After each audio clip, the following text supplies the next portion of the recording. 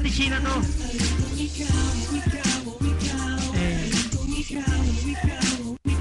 Ikaw.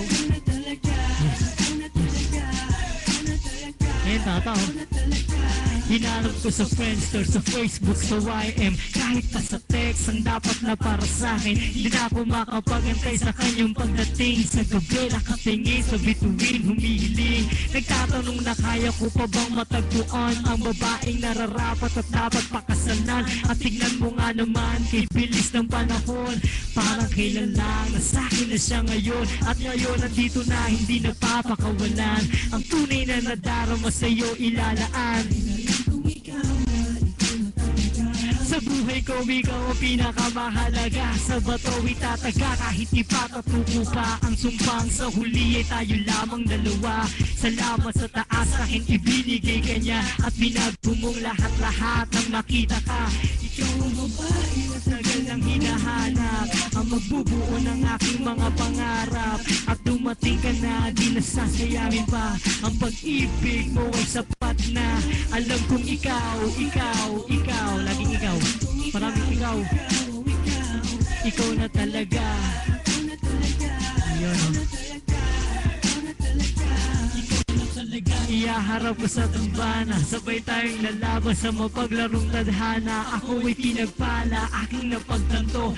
Ang dating panaginip lang ay nagratotoo. At napatunayan ko na walang imposible.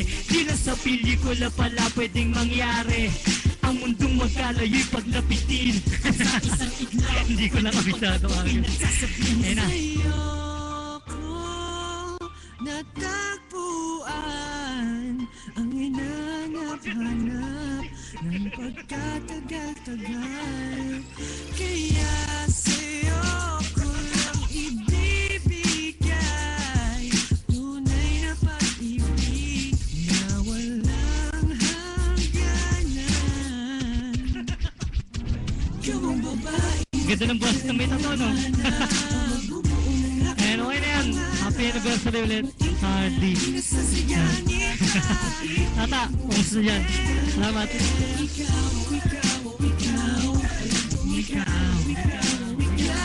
Ikaw na talaga. Timay ka lang.